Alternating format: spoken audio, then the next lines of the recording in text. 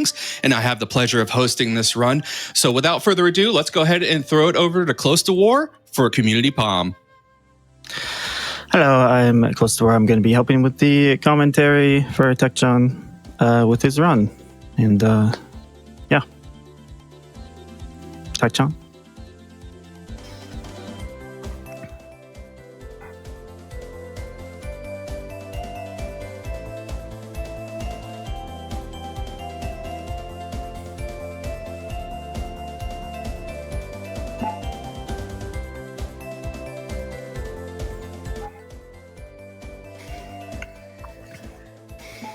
All right. At the beginning there, you saw the name Stanley. That was the incentive there, which will be the name of the community that we'll be seeing later. We'll have to visit it. This is, I forget what year this is, but this is it's going to kind of look like a Zelda type game, like the older Zeldas, like Link to the Past and such. At the beginning here, he grabs a blue potion out of that dresser real quick. Movement's going to be pretty quick here, although it's difficult because you have to double tap the D-pad to run. I just booted up my game after like many years and tried it, and it's quite difficult actually. tecchan is playing as basically a magical girl. This is Luru in this world of POM. It's basically Earth, and these bunny-like creatures called POMs have been basically stranded on the planet here. They are from the moon. They're moon bunnies. In our first dungeon here, he's going to grab this fire spell.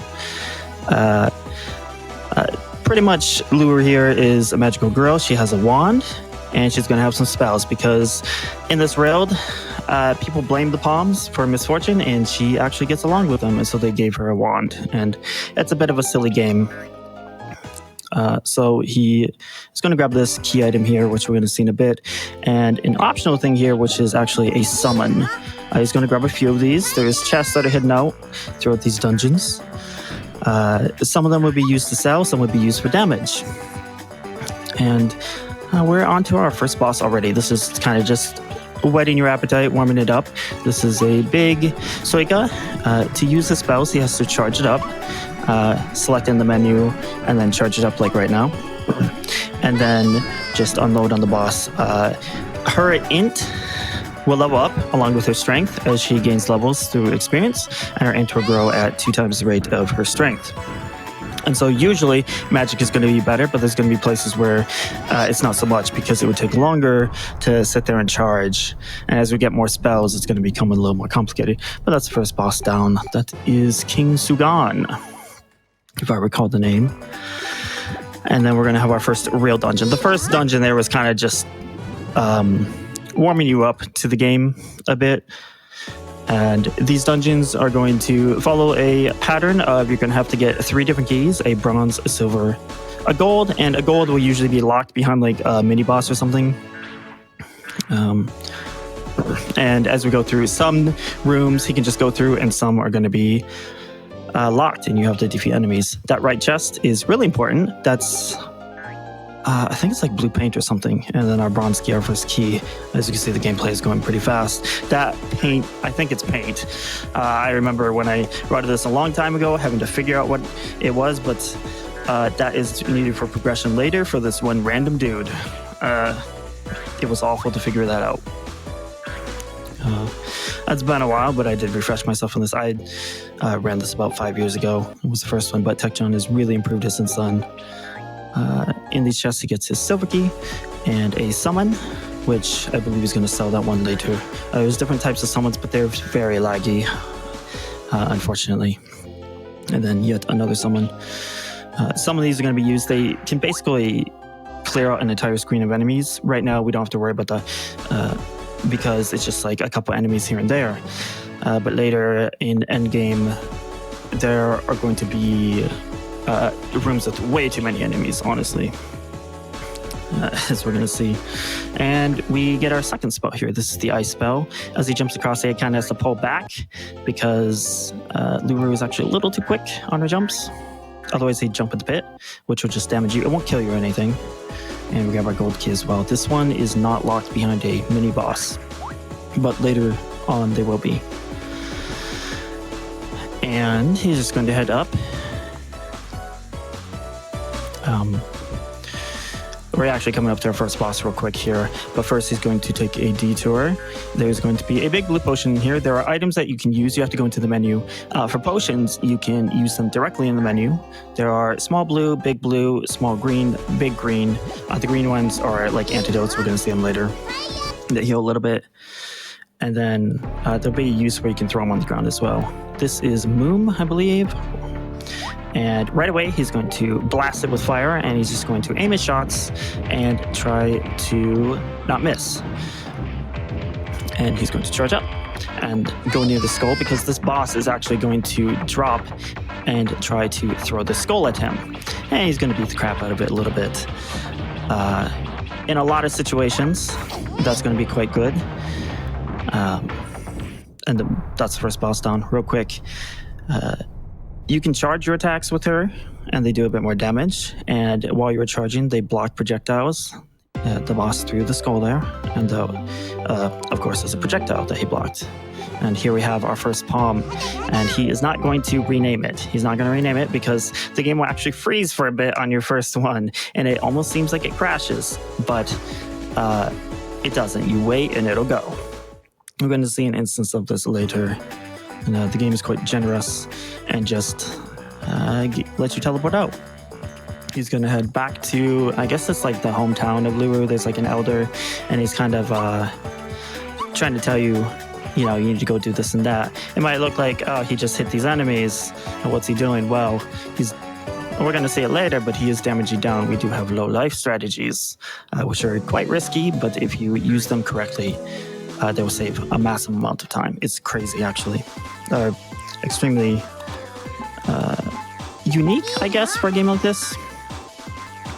And he sells a summon here, and he's going to buy the whole stock of these potions and these green antidotes. These small ones only give a bit, but this game has a useful feature where if you were to be brought down to 0 HP and you're not at 1, basically, you're given like a last chance effect, and this you can just heal up with a tiny amount, and these antidotes actually do give you a little bit of health back.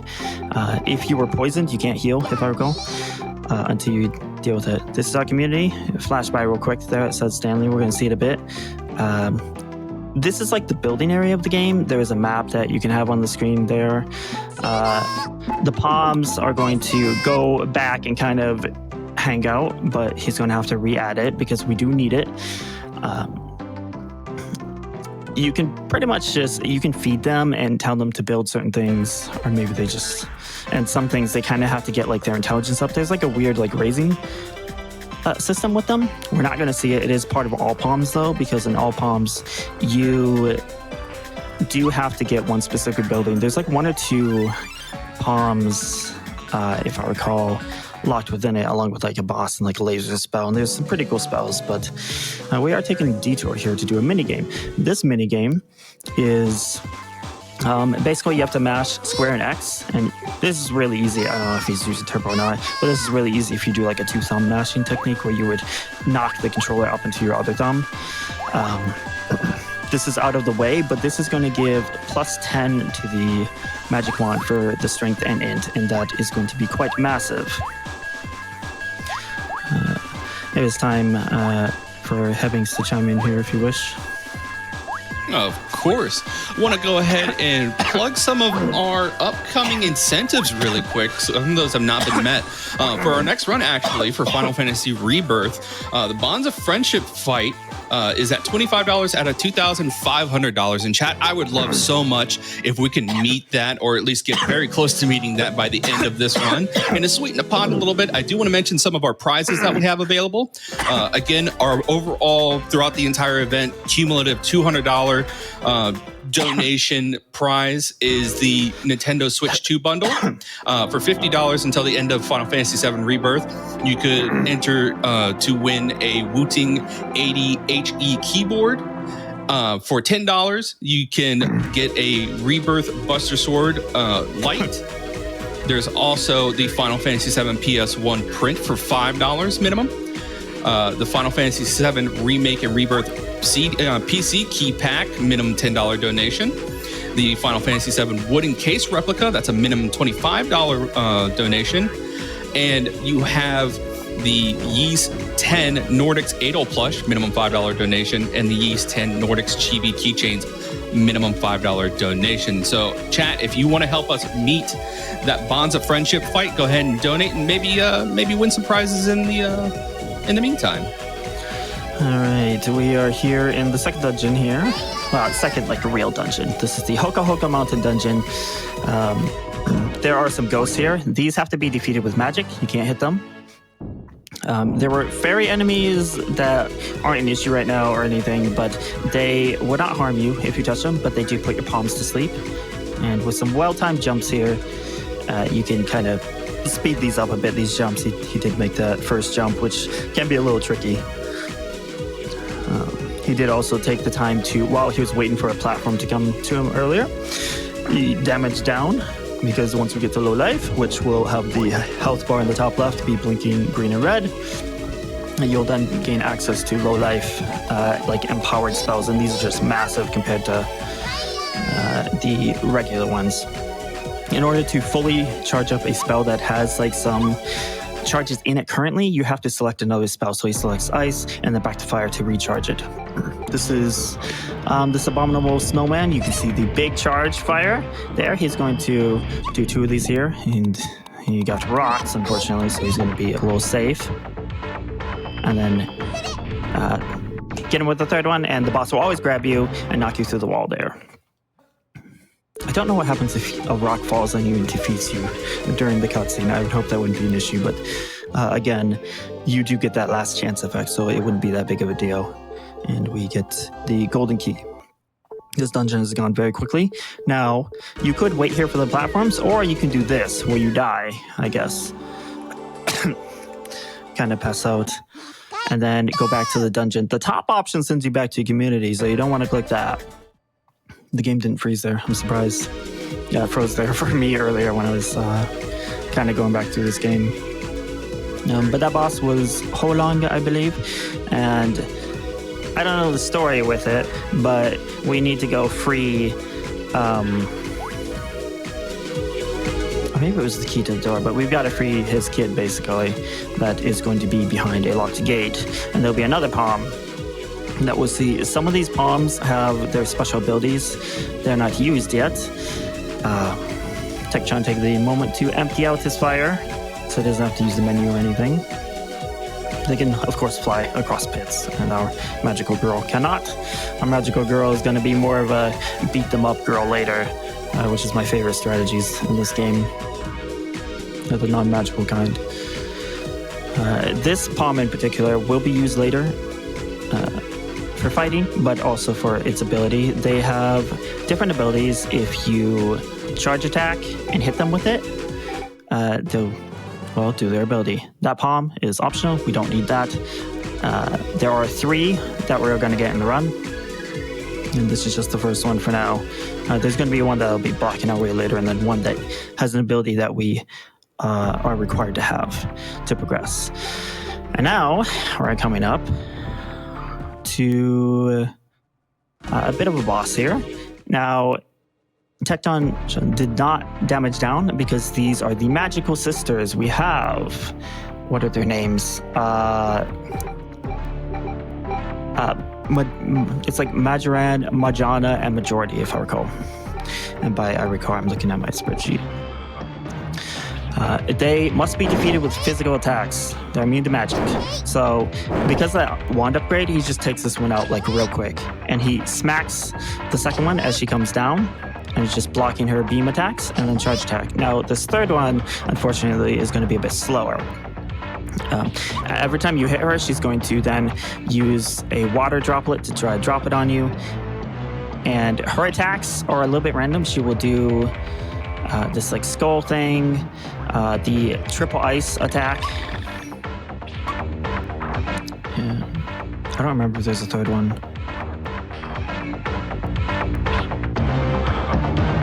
The dash attack, he will opt to use if he can, because it does double the damage of the regular attacks. The aerial attacks will do the same as the ground ones, and the charge ones, I don't remember if it's double or triple or something, but that's the next boss down. And we get our handy dandy spell, the teleport spell.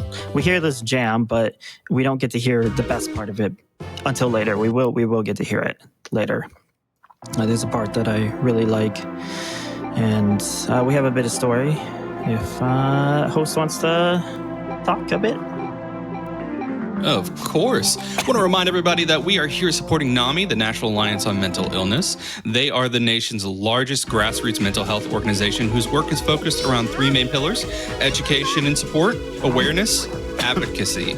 What does that mean? Well, education and support is via their 48 state offices and nearly 700 affiliates. NAMI offers a host of signature programs, presentations, and support groups that are available free of charge. This includes a national helpline that can provide information, resources, and compensate understanding trained volunteer to support anyone who calls them. Okay, so the teleport spell, should probably mention, these spells don't cost anything like MP or anything, which is quite useful. So the only real, I guess, resource that you have to use is the charging up of them, which you still have to manage properly, of course. But luckily, we don't have to worry about health and having like MP restoration. Teleport spell will basically just take you back to the beginning of an area, and he uses it to get out of the dungeon and teleport out of the mountain. Go talk to the elder, go back to the next area that opens up. This is kind of what's going to repeat. Now we have this dude who wants the blue paint. I think it's blue paint, and that allows us to progress to this. I guess we're heading towards the like capital area. At the bottom of the screen, there is a health bar for these POMs, and there is a reason for that. Because in the next dungeon, they will actually be used for fighting a little bit. And there's going to be another use as we get another spell, which tecchan's definitely going to get. But first, in this capital, he's going to stop into his shop and get this like explosive ring. It's like a graffiti ring. He's going to pick up a few of them. He's going to get 4 of them. He's going to use 3 on a boss later and 1 for a little tip that I told him about recently. Way later, actually, in the run. Quite useful. And this cutscene we cannot skip. These are the, what are they called? They're like punk rockers or something, like Golden Desert and Black Hippo or something. And they like to rock out. And there's another POM here to the left. I don't remember what this one's requirement is. Maybe like a card or something. There are a bunch of items you can get around the place, like these collectible cards. And if you build up your community, then you can like get someone to turn them in. There's like a casino. It's like a hospital, which there's like inns in the game that you can stay in, of course, if you wish. But tecchan does not need to do that. I remember when I first ran this, and later on near end game I would always stop by the inn. Story wise, I don't know what it says, but I can infer that there is the prince here has been abducted or something, and there is kind of this, I assume, a detective guy, that's my fanfic, is going around and trying to do a whodunit here and try to figure out what's going on, but he doesn't know what's up. So, of course, it's going to be up to Lulu here, our magical girl, to go around and question the maids to see what happened. Overarching story, for some reason, there is this guy named Shivio. I don't know if it's Sivio or Shivio. The credits spell it as both. But he's trying to conquer the world, essentially. He has some sort of staff with a skull in it, which we'll see that guy later. And I think it's to like get revenge on all the bullies in the world or something. And so he's trying to conquer the world, if I recall. But things are going to get a little out of his control later, the Dark Mage. And we are going down to this, I guess our third big dungeon here. This is like the sewer area. There was the first little key here, easy to miss. This is I think it's called Jabaski or something, this place. There's some unique nomenclature in this game. We have these little fish boys and water currents here. This is going to be a pretty quick dungeon, honestly. And we see some wooden kind of bits here, like logs, like stumps. That is for... There's like 2 or 3 palms that can handle that. There's one of them in this dungeon that has like a warrior helmet. We're not going to pick him up, but he is there. And you could charge attack him and he'd break them and allow you to go around to get extra items. But we're not interested in that. Again, we don't want to go out of the way for all these palms if it's not all palms. And now we have a jellyfish enemy, and we see that the palm can finally fight. You can kind of blow your whistle and they'll go fight. There's a little Viking warrior guy. He's one of my favorites. Goodbye. But if you release them, they will go and fight for you. However, there are some enemies they cannot hurt. And there are some enemies that only they can hurt. And so we're going to be seeing that be used, but you have to be careful of their health. We have a couple puzzles here. This puzzle, honestly, I never figured it out, so I just did this too. I just ran around in circles. I don't know if you're just supposed to do that. I'm pretty sure it's just a certain amount of button presses or something. And here we have all these. He's going to be, tecchan's going to be very careful here to make sure that the palm is not in danger. If the palm gets hit, he's going to call him back right away. Charge on fire in the meantime. And the health there gives health to both of them, and this is very nice. No deaths. You can shoot this, or a little trick you can do is at the end of your dash attack, if you connect with that switch, you can then run off, but it's really tight timing. That's what I used to do. This is a big old jellyfish, mini boss. You just get sucked up into it and then beat the crap out of it from the inside. And very, very easy. Most of the mini bosses aren't that much of a threat, honestly. I can't think of any that would be an issue. And we have a cycle to wait for on the left here, so tecchan is going to damage down a bit because we're going to go back down to low life for the boss coming up, because again, the fire charge attack is OP, and quick final damage down and some very fancy jumping there. I don't remember if I ever did that or not. There's a blue potion there. Some of these are just safety. Like, there are going to be some pretty dangerous parts later.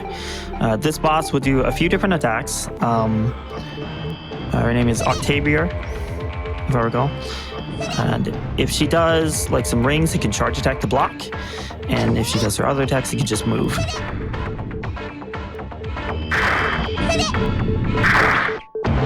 If you get hit by the smoke there, you'll get poisoned. If you want to heal, you have to use an antidote. So again, they're not just useful for saving your life if you hit like 1 HP, but also like if you really have to use it here.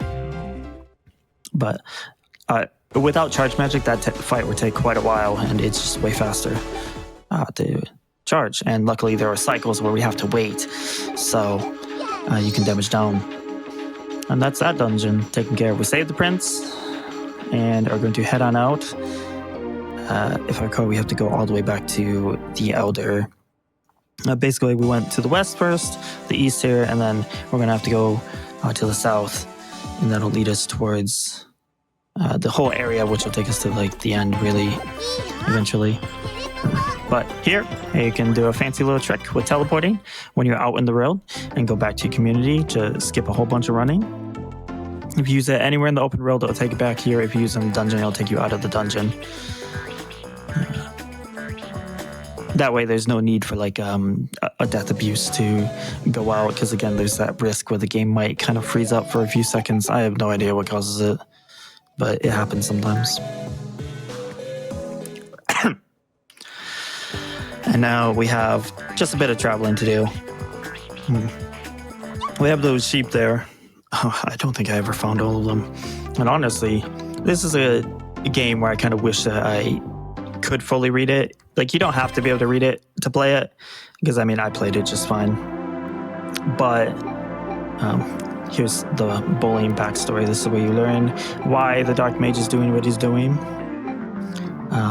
But there was like one building in the community that I could never figure out how to build. I just could not figure it out.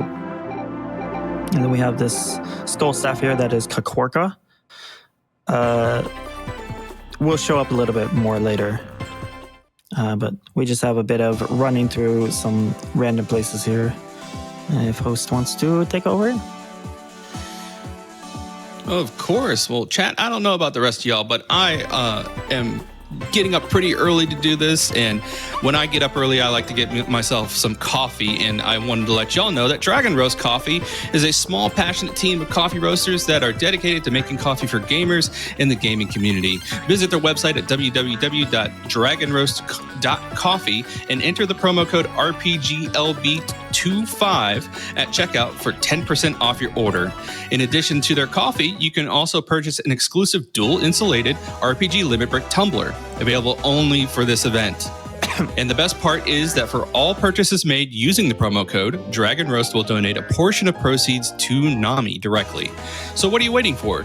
Get out there and fuel your adventure with Dragon Roast Coffee today. I'm having coffee right now. It's not Dragon Roast, though, unfortunately, but it's just some cheapo Folgers that I had. That's it. But I was up all night. But Any port in a storm. yeah. So we went to a little tiny dungeon there that we don't bother going through, but there are some scissors there that tecchan used to, I guess, cut down the door. I don't know. The door is locked here in this haunted house, and he cuts it down with that item. Gosh, there was something. Yes. I see some people talked about the day-night system. As far as I'm aware of, the only thing that affects is the community. During the nighttime, your base, your community, can get attacked, and then you have to defend it at night. Quick little trick here is there are some candles in that room you have to light, but from the very beginning of the room there, you can just shoot in specific directions and hit them and not have to actually move out. These night enemies are a little tanky. Well, I guess with the wand upgrade, they die quick enough. You have to wait for them to kind of spawn into the area. But we have to go through and defeat all these enemies in these different rooms in a specific order. This is kind of a bit of a maze and hard to navigate through at first when you figure out, because you're going to be going upstairs, downstairs, all around. Even going to be teleporting out at one point. And yeah, this game never came out in America. It was just import only. I remember when I found it, it was someone had recommended it to me along with a list of other games. I was like, that looks cute. I'm gonna get it. It was like $80, but then again, Mario Kart is also $80. So what can I say? I found it enjoyable and fun. This room, he's got to beat this head up a bit, but to progress, you have to actually run to the right side of the room. There's a hidden trigger there, and then you run back, and the head will turn that way. And now he's going to teleport out, just to save a little bit of movement time here, as we need to be on the first floor after the second floor. I'm trying to remember the order of the rooms here. Luckily, most of these enemies are always easy, even without the wand upgrade, but that was something I never knew about. But they do die pretty quickly here. Enemies will get a lot tankier later, though. This room, you have to hit the left switch. That's it. There's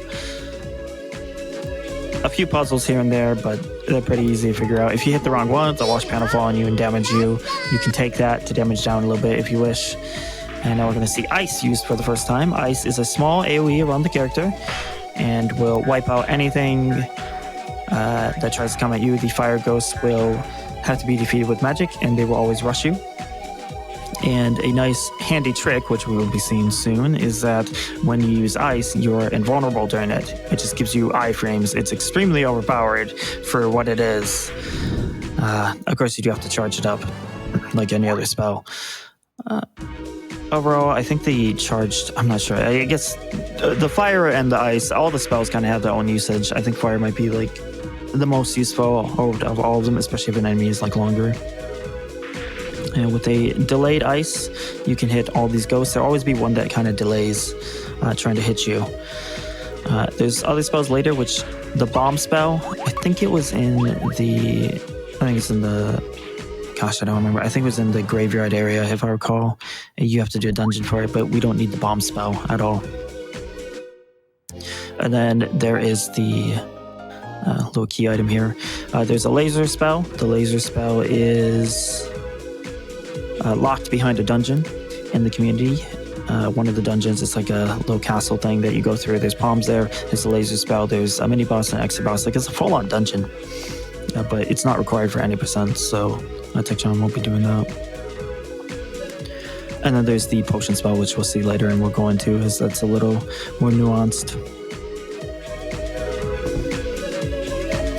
And then the game, unfortunately, this is like a big old maze. So the game makes you go all the way back here after you had to do the other parts to pick up the other key. And then there will be a spiked wall coming up. This is important. It does a ton of damage to you. And luckily, the damage is high enough to where tecchan will be able to damage down really easily. You can see it's just draining his health like nothing. He's going to get hit a couple times here and on the way out.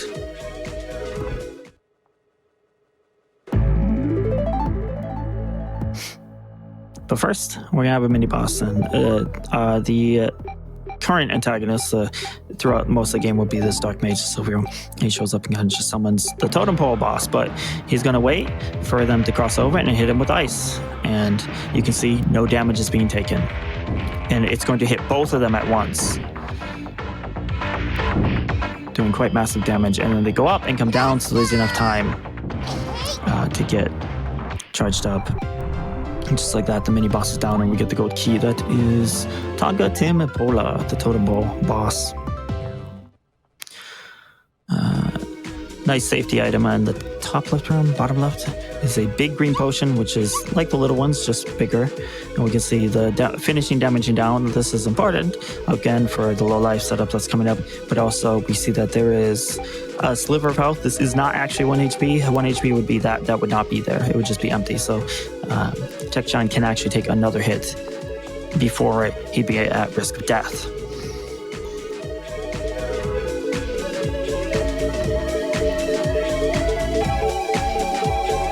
And now we are up to the boss. This is the pack body boss. It's kind of like a Frankenstein thing, but first we have 3 waves of mobs to go through here, and we see charged ice for the first time. It spirals out from you. Really, really good for these enemies.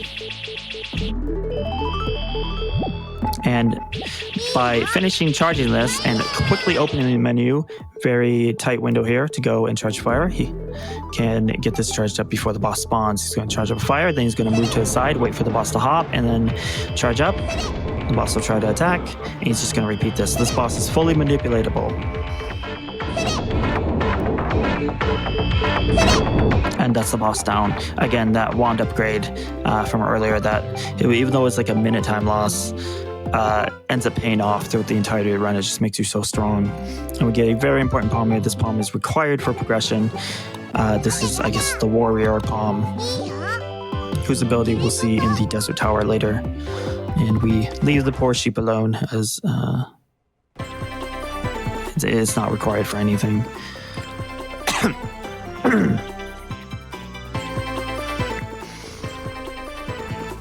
And then we have one more POM, which will be blocking us later. I think it's in the next dungeon. We don't see this POM that we collected with us because you have to actually go back to your community to pick it up.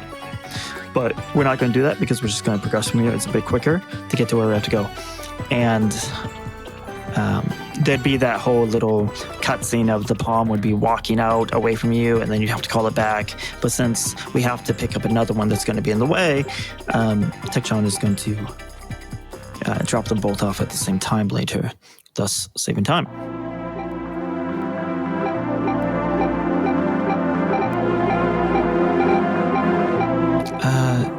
Gosh, I really wish I could read this, honestly. I would like to know like the full story of the game.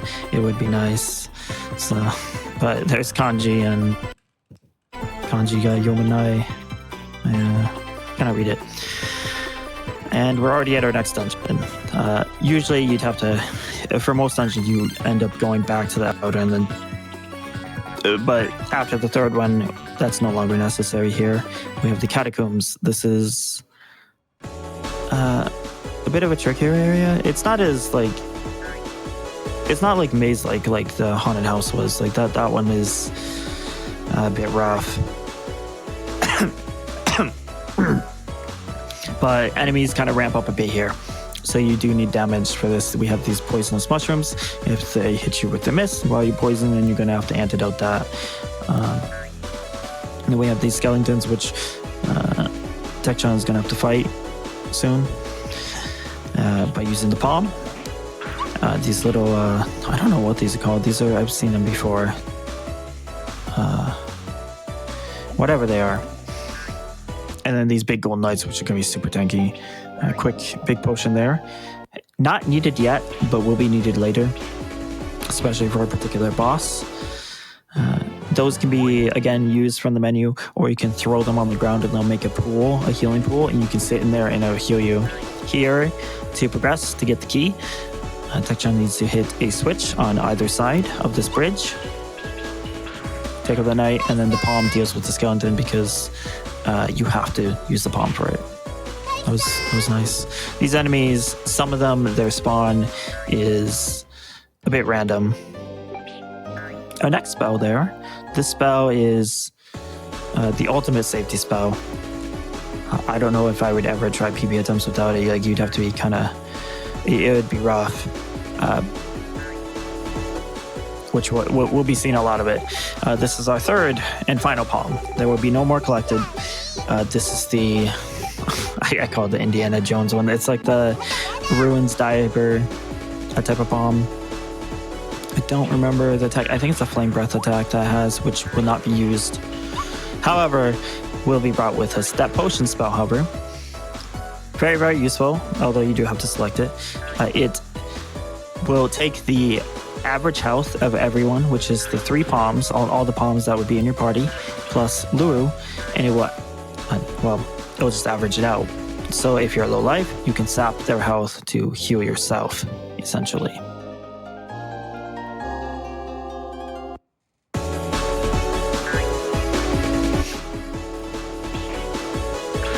Actually, I didn't know that there was a fan translation. I will have to play that at some point. Nice jump from there by tecchan. Makes the platforming look easy. Those platforms are quite small, actually. Smaller than they look.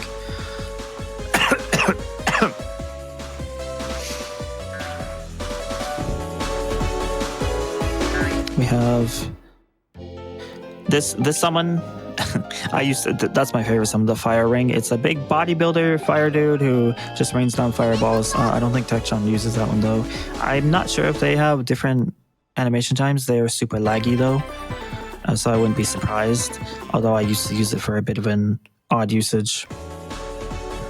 There's that one. There's a Sphinx Earth thing that was in the first extra item that tecchan grabbed from the tree area. There is the wind.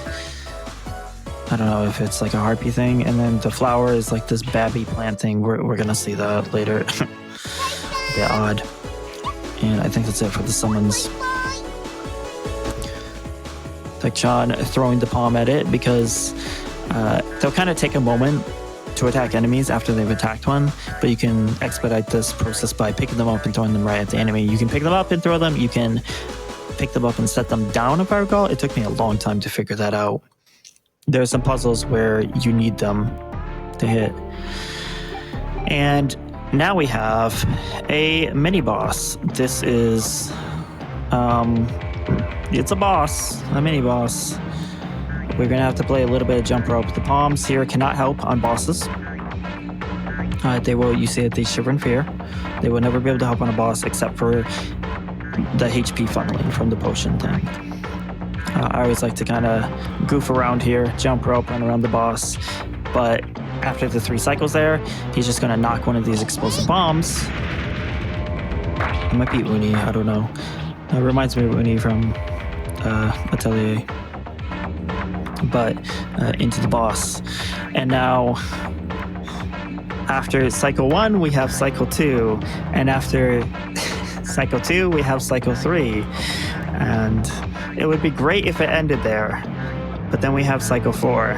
And then we have 5. This is a fight that is way longer than it honestly needs to be. Oh yeah, I just noticed that there is a date system on there. I don't think the dates have to actually do anything with anything. The actual date, just keeping track for whatever reason.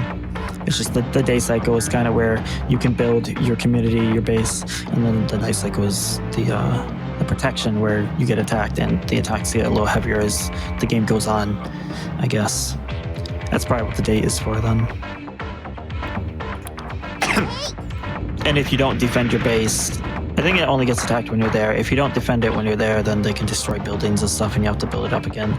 But to build it up, you pretty much just gotta get their intelligence stat up. There's also like another stat on the POMs where it's like karma. And apparently if they defeat enemies, the stat goes up. And the game tries to warn you that they can become a moo, I think it's called, where they kind of just become evil. I'm pretty sure that isn't actually a thing. I think it caps at like 90, and that's not really something that can happen. I've never seen it happen, so I'm not sure.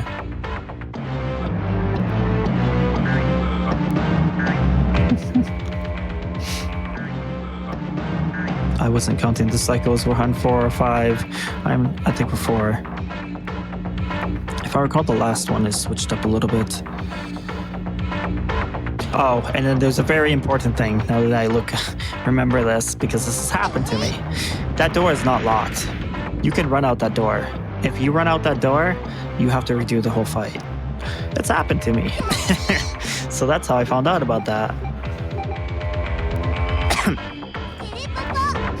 And with that, the boss, the mini boss is defeated. We get the golden key and teleport out of here and go the other way. Now the boss here, I think it might be. I think I'd call this my favorite boss. Let me think. I like a lot of them, but I think like the design-wise, this boss that we're gonna see coming up is my favorite. That boss, little mini boss, is called Flowerch, if I recall. And then we're gonna have the Hona Hona Rocker.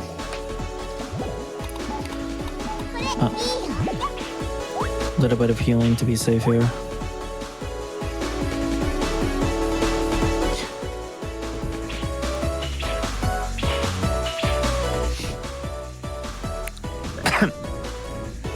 Here, you are, of course, supposed to go in those little pits there, but we just damage boost through. Because why bother? Get another summon. That is a Sphinx summon. Will be used in... These summons are going to be used way later.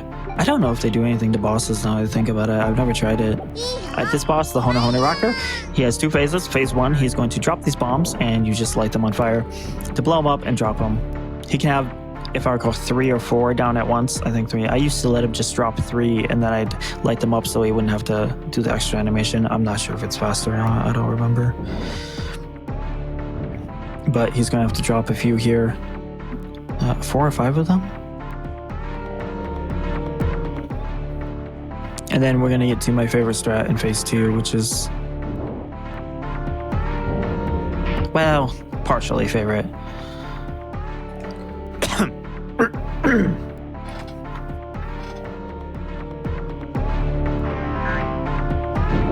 Is that 4? I think it was 4.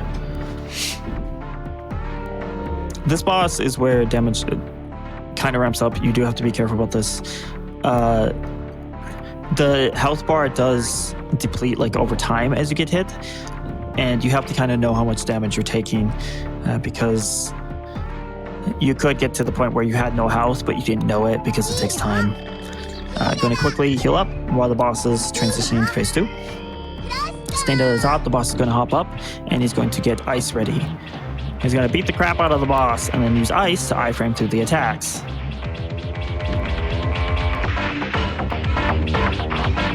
The DPS of the attacks is very quick. As again, it's only half of what the spells are. The int grows at twice the rate of strength. And your max health does go up too. And with that, Hona Hona Rocker is down with the perfect amount of ice uses, so there's no having to recast it, no potioning, no nothing. Very nice strategy, very well calculated, and much better than what I used to do.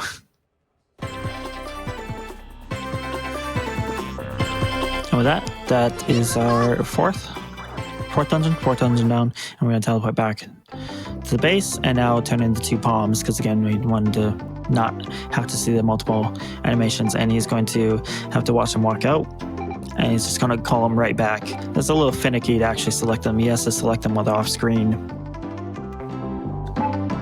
And interacting with the tent there, you've got to use square button. They all have their stats. I presume that's just the like the town building stuff. I'm not sure if they're useful outside of that. Actually, so I would assume maybe strength would be useful on them and that's it. But there's no need to go out of the way for any extras. And with that, we are now able to head to the desert area. Oh yeah, I forgot to say the names of the other places. We had the haunted house was the craft house, that was Poo Poo Museum, and now we're going to be heading to the Pokopen Tower. This tower is a little fancy.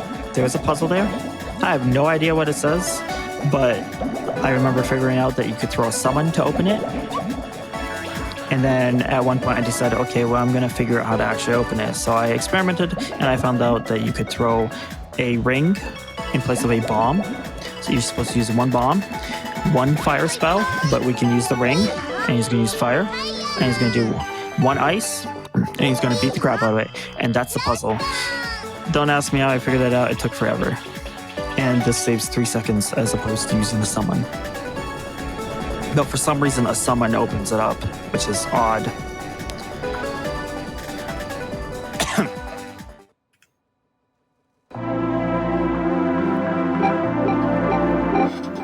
And with that, we're entering into our final dungeon. We see the magical sisters. These are actually at the beginning of the game, too. I think they just ditched Silvio. Then, this is a little much for them. They're out. They're not dealing with this anymore. You're on your own, buddy. This dungeon.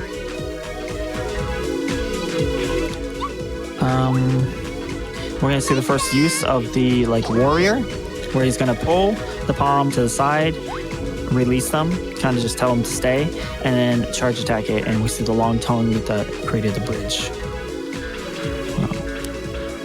We have these little purple things. So these are going to be all over the place, these plants. By jump attacking, you can iframe through them. And we have these red carrots. Unfortunately, you do have to wait there, otherwise you're going to get hit by that spike ball. The red carrots are not dangerous on their own. If you hit them and defeat them, then they'll throw a curse at you, which is a projectile. You can block it, but they won't damage you if you touch them.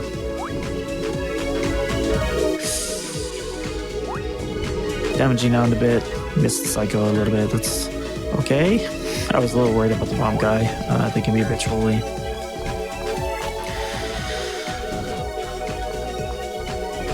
Going to quickly wipe out these enemies so it doesn't get damaged and get extra XP. This is very quick. The XP route is well thought out. You do need to continue to level throughout the game in order to defeat the bosses quicker, because we're going to have a mini boss here that can go underground, and the goal will be to beat it before then. And here they make sure that you have this palm and then use it for the bridges. This is the only one in the game that can... Actually, I think the one in the extra dungeon can do this as well, but as for any percent stuff, this is the only one that can do it.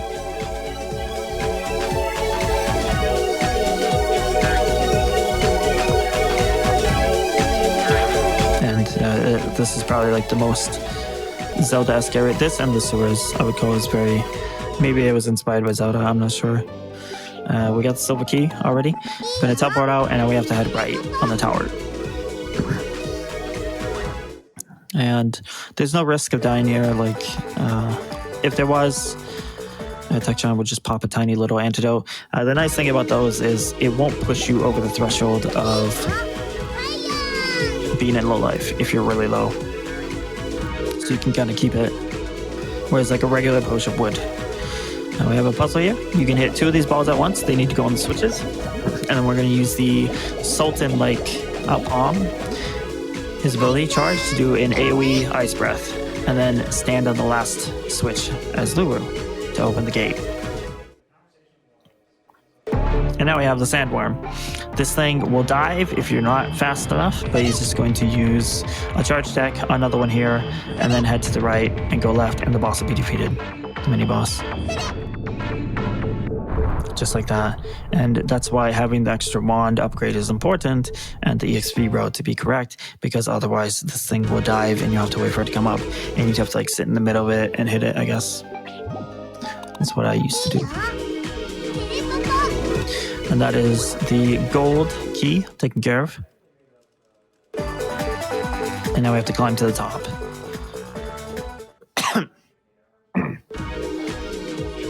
There's a little bit of time if Heavens, you want to...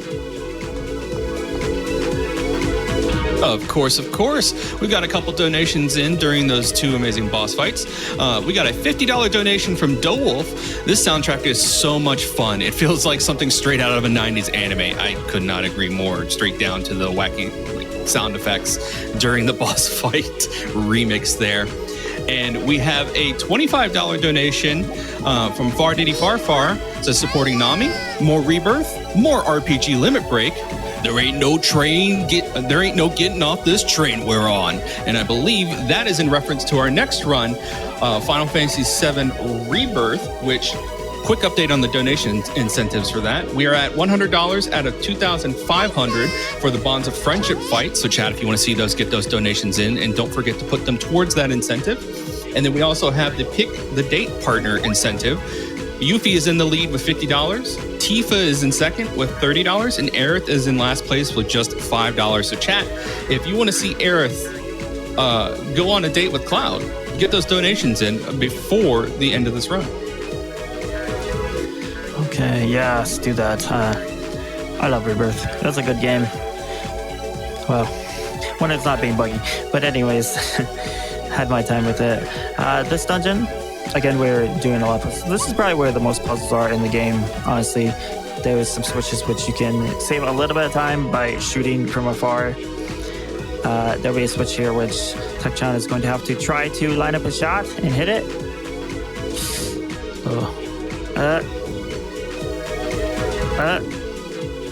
Okay, didn't have to charge extra.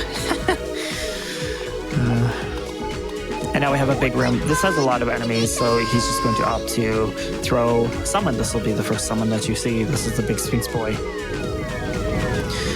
There's these bombers, there's the plants that can poison you, a couple other enemies, and these cursed carrots. And they're trying to hit him with it, but they're going to dissipate. You can charge block it if it was in the way. But the reason for this is tecchan wants to remain in low life, and it's way too dangerous to do that room in low life. Quickly lining up some shots with the POMs there, throwing them, and you can kind of finagle your way through this puzzle a little quicker by doing like diagonal shooting. Instead of doing the puzzle the entirely intended way. That chest there was a big antidote potion if you needed it.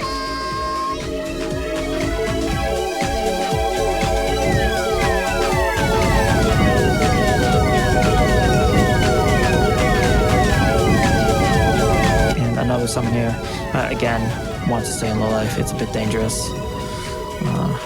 We'll see a sillier summon. This game is definitely on the kind of like, a lighthearted, silly side. I remember this was recommended to me by someone. I was asking for, do you know any games that came to the West that were PS1 that were either jank or silly, and this was on the list. And there is no jank to this game outside like the weird freezing sometimes. That's it. So now we have Silvio. You have to make him teleport 3 times, I guess, because you hit him, try to hit him again, and he'll teleport, and you can finally hit him. And he's going to do different spells, and tecchan is going to blast him with charge magic. He knows the timing. Here, he'll split up, and you have to hit the one with the shadow underneath it. That took me a while to work out. Actually, somebody had to tell me that. I didn't figure that out. It's like, if only there was a way to tell. I can't figure it out. But there is indeed a shadow underneath the true boss. This is a cycle base. These are always going to be the same attacks in the same order, if I recall. got hit, but again, that wasn't scary because as long as you have a little bit of life remaining, you're not going to die from it. And now the Dark Mage, the antagonist dude here, that has been defeated. And now we see Kakorka is talking about a whole bunch of stuff here. And we're going to ride a carpet up to the moon. And I'm not going to talk because we're going to actually hear the full song here. Or most of it, rather.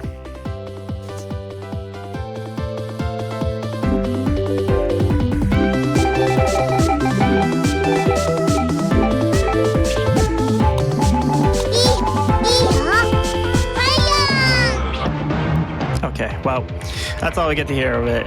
It's a banger. I love it. This is Kujiraza. Tecchan is going to hit it, and he's going to take damage on purpose, and then he's going to blast the boss and take the charge hits here. And once he's in low life, he's going to blast the boss. Oh, boss is not playing well. Unfortunate. Unfortunate.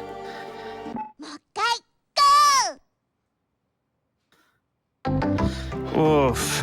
That's yeah, that boss is so scary. I never liked fighting that boss.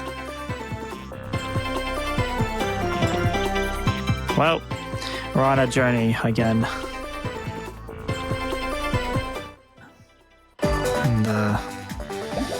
You can say whatever you wish here, Hemmings. I was about to ask if it's okay if I say something while we retread some ground from that unfortunate event. You may have noticed us talking about incentives and prizes. This means that via your generous donations, you get to potentially name characters, make our runners complete difficult or ridiculous tasks, or help pick which story you get to see in certain games. You can also become eligible to win numerous prizes donated by community members. Remember that 100% of your donations go directly to the National Alliance on Mental Illness. For more information, check the channel bio for a link to the 2025 tracker in chat. If you do donate, please remember to put that donation towards an incentive. We are at $100 out of $2,500 needed for that Bonds of Friendship fight. If you haven't seen those fights or done those fights yourself, they are amazing to see done. Even if you can't do them yourselves, I would highly encourage y'all to donate towards that.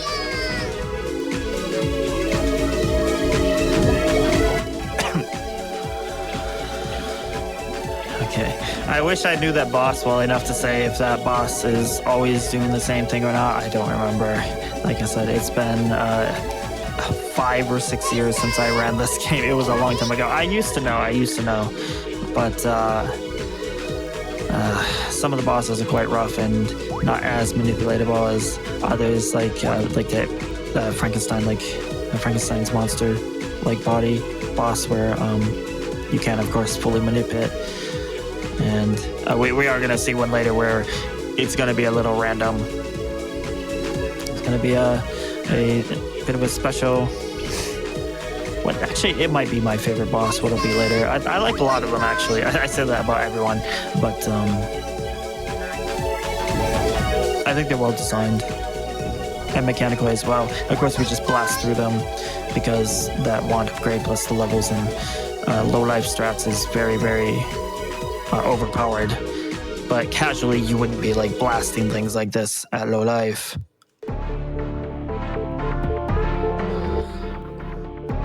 And we have gotten back. That's okay.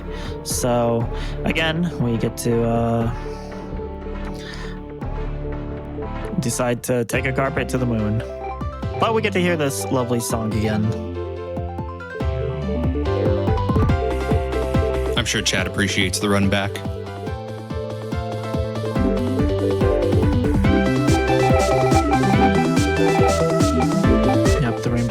Reminds me of whatever, the Rainbow Bridge in Norse mythology, which I don't remember what it's called. Just going to block the projectiles here because he is already in low life. Doesn't need to worry about it.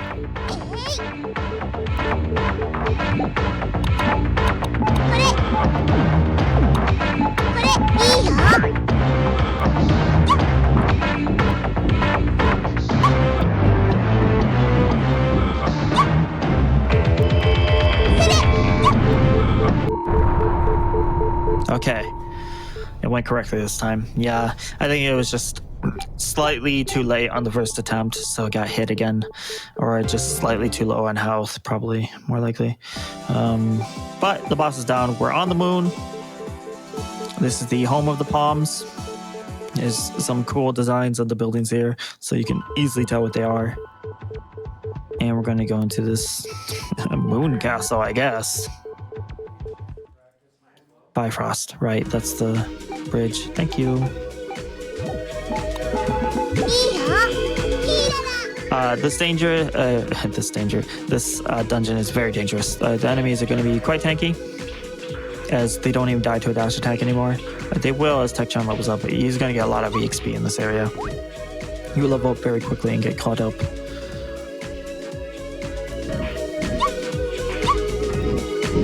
Opting to damage down a bit. This is going to be an area with some annoying enemies. These ninjas, they'll run and then they'll shoot. They'll have a bit of an opening, but these are not the most annoying ones. We're going to see the true annoying enemies soon enough. There we go, leveling up and damaging down. As we go through this dungeon, we're going to have refights of all the mini-bosses in the game. And there's going to be one that we didn't see yet. Again, want to be low life, so that this worm can be blasted with 3 charge attacks. Same strat as before. I would assume that they have more health, because tecchan is actually a higher level now.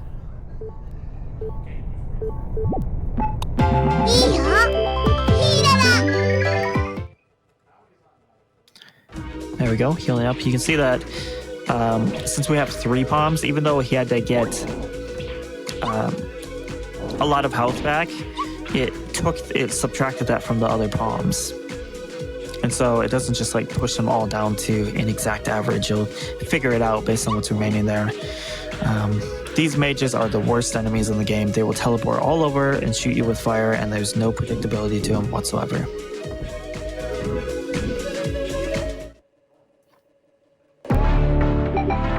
And now we have a mini boss again. Is back, Flowerch, and this time has a cool new room, so it looks a little more fitting for this boss, kind of, in a way. I mean, it's a plan, but like, you know, it's got the checkerboard going on here.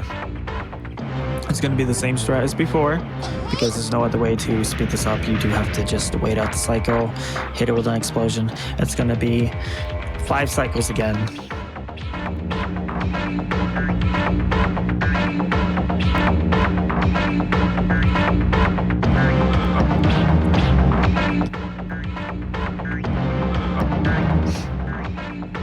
I do like that I like the design of it, where they do make you kind of do like the jump rope. You're playing jump rope with really, right? I just wish they didn't make it 5 cycles. I think like 3 would have been a good sweet spot. That's like always the sweet spot in these games. Or in most games is 3.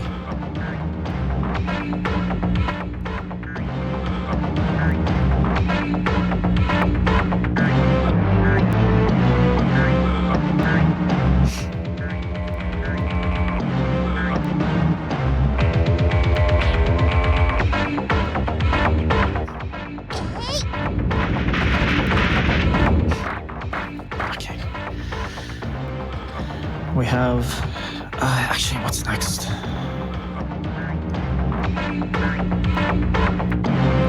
Totem pole? I think... yeah, I think it's totem pole next. My memory is a bit fuzzy of this game. We have this guy.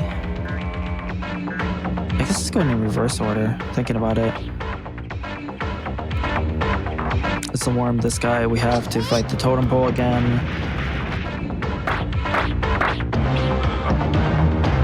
Oh, actually, we don't fight the jellyfish for some reason, thinking about it.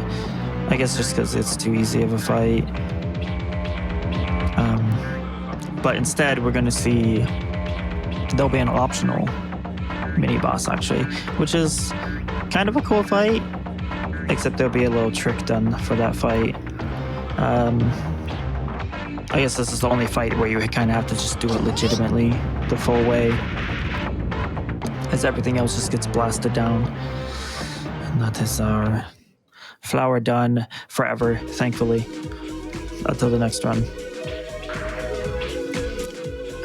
But as we progress through here, essentially we're trying to get through the dungeon again, but there's going to be, it's not going to have all the lock keys and stuff. There's going to be like, or does it? I don't remember. But there's going to be a moon key we have to get, and there'll be a bit of a more unique aspect to this dungeon for progression.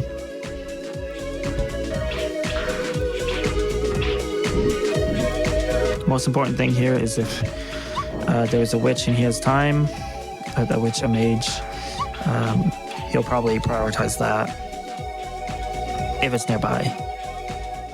Otherwise, just defeat the enemy that's nearest to you. And we have the totem pole again. It's going to be the same thing as before. Just get the ice out and hit them both together when they come forward. So essentially you're getting double damage.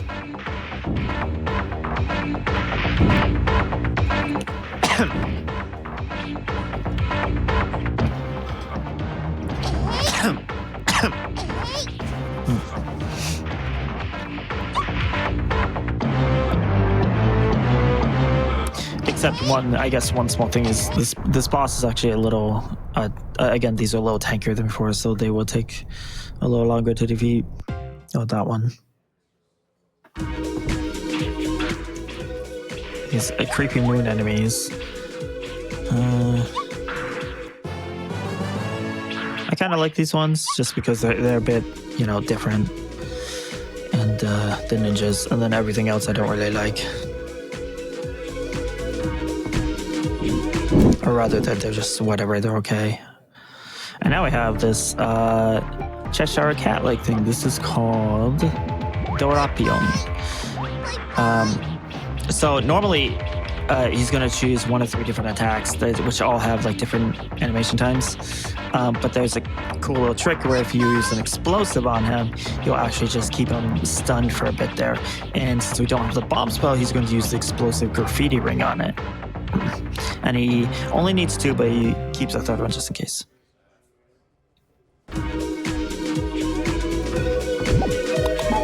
And that is the mini boss from the optional dungeon from the base. You can see one of the laggy summons, which is going to clean up this room. This has a lot of annoying enemies and is a long haul. And that'll just defeat all of them. You don't want to have to be running back and forth through the long haul trying to hunt down the enemies.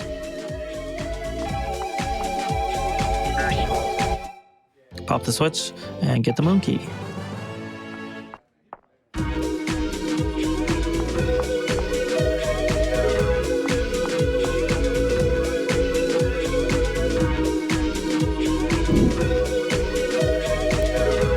Actually, I guess... yeah, that's all we need for getting to the next boss. So we're going to move on to the next boss here. This boss, it has randomness to it for sure. This is the Moon Dragon. The secret of Mana Dragon, basically. It looks exactly like it to me. This boss can do fire, lightning, ice, or laser beams. And we have fire. Fire is fine. I'm going to do my favorite strat, which is beat the crap out of them. The lasers are very dangerous, and you need to go to the other side. Or I guess that's Dragon Breath, and wait it out. A perfect fight wouldn't have any of them, but you just go to the... there's like 2 different kinds of breaths here. There's one where you have to go to the other side, and one where you have to stay close to it. A lot of those potions that Tecchan has is so that if he gets a spell where he can sit there and just tank it, he's just going to throw it down and have it be a healing pool on the ground for him. And we're just getting all the lasers in the road, I guess. Breaths. I keep going to laser.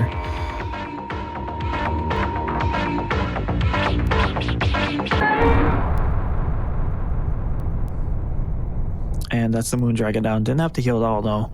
But yeah. A lot of breaths.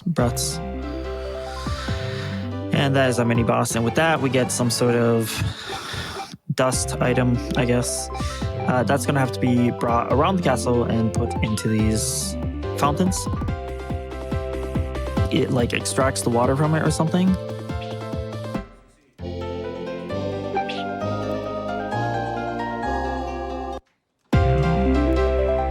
And here he's going to use it on this yellow one. It's going to give him a water droplet, I guess. It's like a yellow one.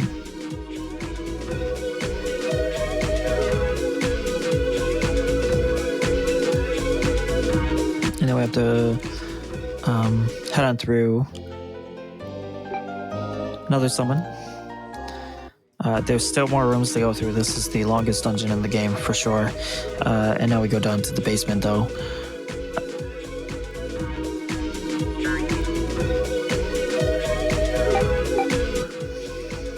And we're gonna be introduced to a character we'll see later. This is the kind of like goddess, I guess.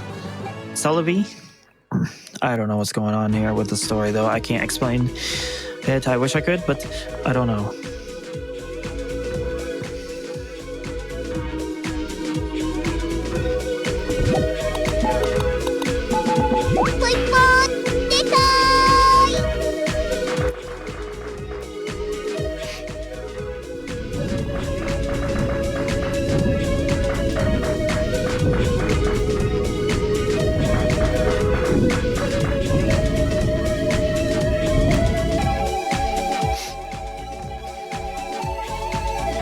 We're just gonna go through this dungeon here and do a little bit of cleanup with the summons and get more of the water droplets. Yeah.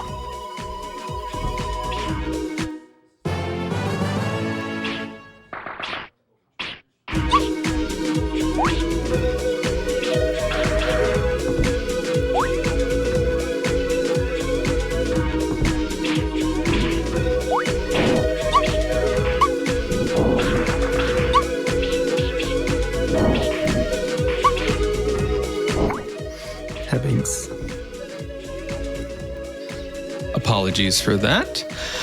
Did want to go ahead and let everybody know that the NAMI helpline is a free US-based nationwide peer support service providing information, resources, referrals, and support to people living with mental health conditions, their family members, caregivers, and mental health providers. The NAMI helpline is available Monday through Friday from 10 a.m. to 10 p.m. Eastern Time via phone call, text, and live web chat. To reach the NAMI helpline, please call 1-800-950-6264 or visit nami.org/help to access all NAMI helpline resources and contact information.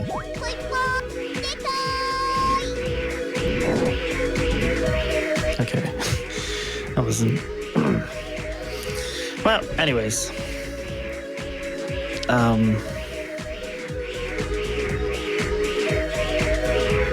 Oh, because I don't remember this dungeon well enough. I believe we're getting close to our kind of boss area.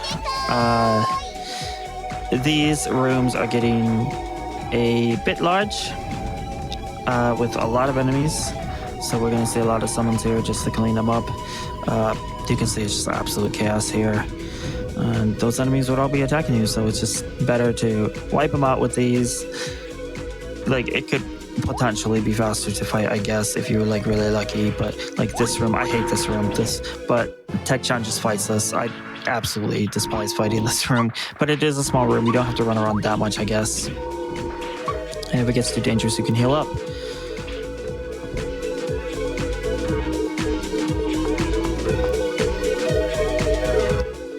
And as we get to the top here,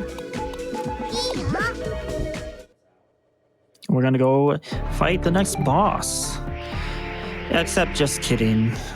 We don't get to fight the boss here. Nope, you gotta do a little bit more. She won't let you up. So we're gonna put that yellow water droplet from way back in this fountain, and now we're gonna have to run around, and I guess we're going to be... I guess it's like mixing the water together. The goal is we need some sort of green water so that we can actually be immune to that spell that got us out of there, I suppose.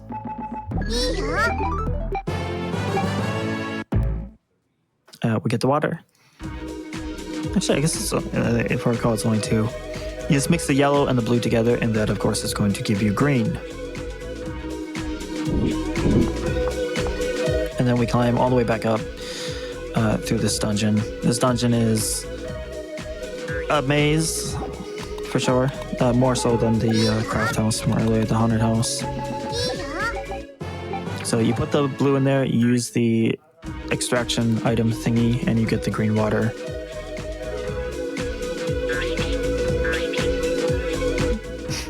I guess.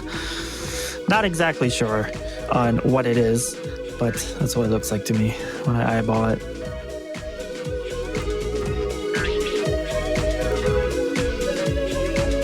And then, actually, that means that we are getting closer to the end of the run. If you have any final words for this, Hevings? Sure do. I just wanted to go ahead and plug our incentives for the upcoming run one more time and let everybody know where we're at on those. We're at 100 out of 2,500 for the Bonds of Friendship fight for the Final Fantasy Rebirth run coming up next. And for the Pick the Date Partner Bid Wars, Yuffie is still at $50 in the lead. Tifa is in second with $30, and Aerith is in third place with $5. So chat, if you want to change who the date partner will be during the run, please get those donations in and make sure you put those donations towards those incentives. I really, really want to see this Bonds of Friendship fight met. All right, we have Basilar here. This is, I guess she's kind of ruling over the moon or something here. And she's an old witch, an old hag here. And the strat here is pretty simple. Just keep hitting her. She's only going to move a little bit. You do have to be careful. This is another room where you could just walk out the door and you'll have to redo the whole fight because it's not locked. And then she reveals her true self. Kind of an Ojo Sama here and much younger. And this is going to be a phase fight, a 3-phase fight.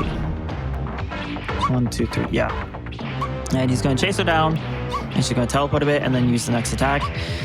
The cane drop one is not that bad.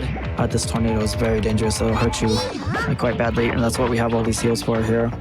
And now, this is a forced phase transition. This will happen when you enter phase 2. He'll try to come out and shoot you with a bunch of bullets here, and it is going to repeat. She's going to have these 3 different moves on the cycle here.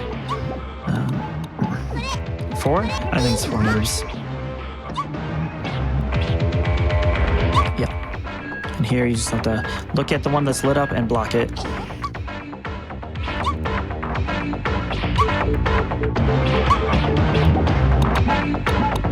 And as soon as we see the top hat dude pop up, we'll be on the final phase here. He's going to shoot lasers in a circle. You just run in a circle. This is not top hat, it's just a normal hat, scarecrow dude.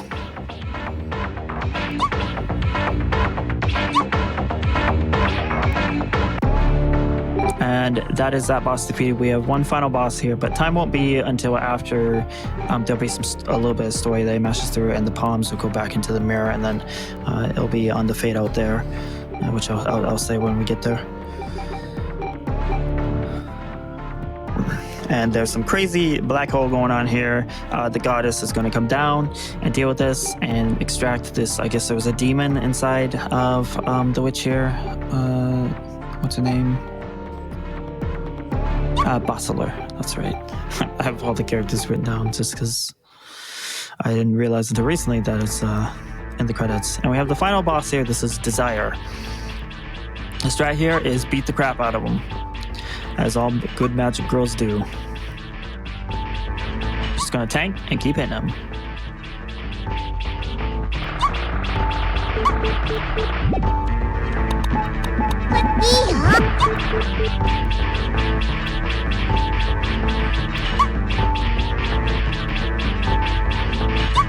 And we do have 3 little heals to spare. Final boss down. That's basically GG, but again, time won't end until after the cutscene that'll be coming up. It'll be very obvious. I'll call it out.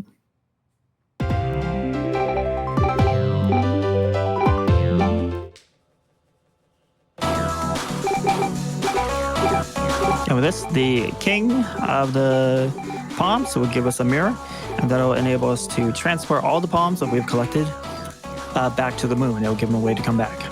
As again, the story is essentially people are blaming them for all the misfortune on the planet and stuff, when that's really not the case. But, you know, it's probably best if they are sent home to live at their home.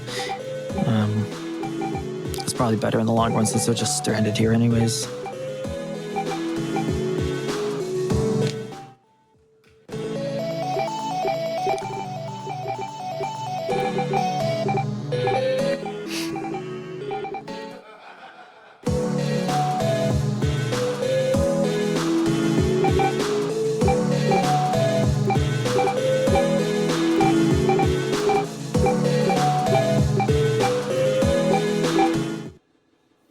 And now we're back at Community Stanley one last time. The timing ends after this will be black screen in time. GG tecchan. The biggest unanswered question is, where is the money? Faces off. Investigate.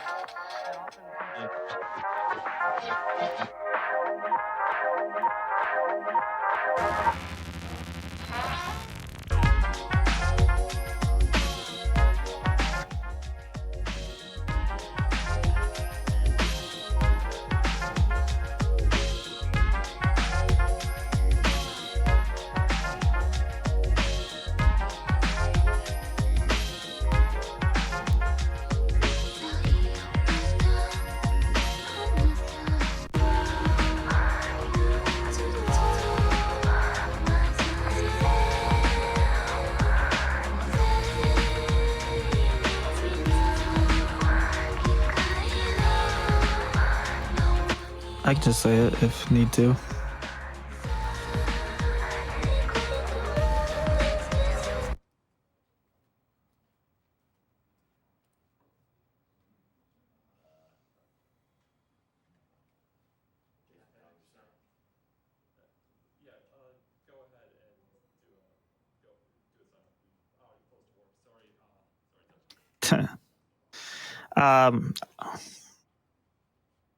I can say it for him.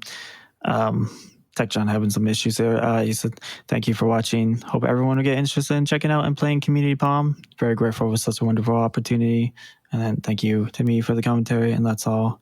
And bye." And I want to reiterate that as well. This is a very good game, a very fun game, guys. Kind of rare. It's cool to see it here, especially since, you know, I ran it many years ago, and to see someone pick it up and really optimize it, I'm very impressed. Very, very impressive, Sugoi. And, that's it for me. Thanks for watching, guys. And thank you, tecchan, for the run.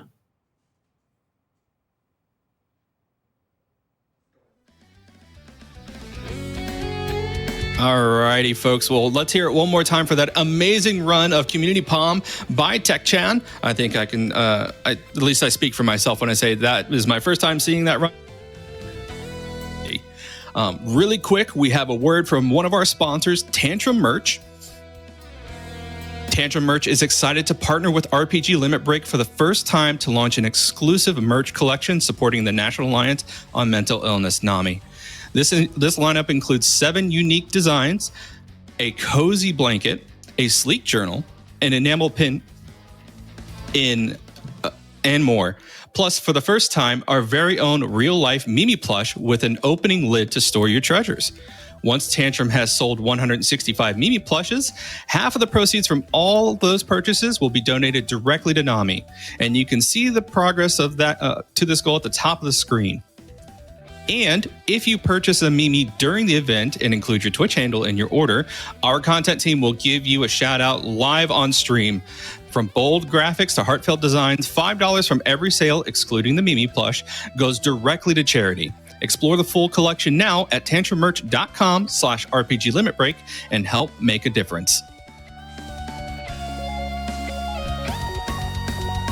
Alrighty, chat. Well, that is going to do it for me for today on this host shift. But I will be leaving you in the very capable hands of one. What's this name say? Bob the Ninja Goldfish for our Fantasy 7 Rebirth.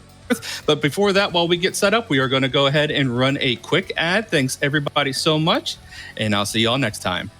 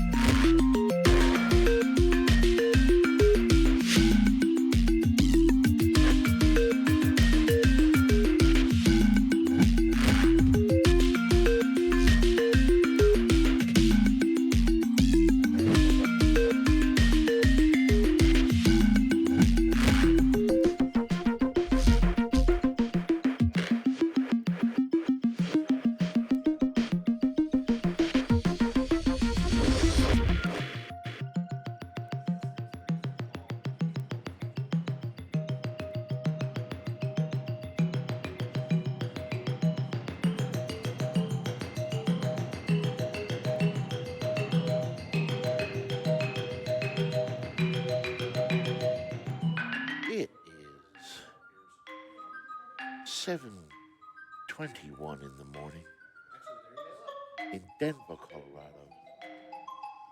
Wednesday, May 21st. And all I have to say is good morning, Limit Break! My name is Bob the Ninja Goldfish. Big shout out to Hebbings for helming the last run of Community POM. Big shout out to Drum Boarders, just ran in the back and gave up the horns. How you doing out there, chat? Also, apologizes to anyone using headphones.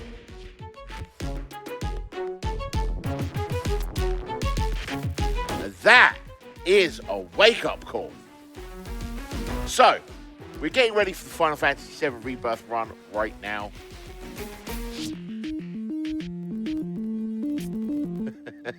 Yes, as Dragon Dark says in chat, if you weren't awake before, you are now. Yeah, sorry, not sorry. This is what we want to see. We're getting ready for a Final Fantasy VII Rebirth run by the Cid.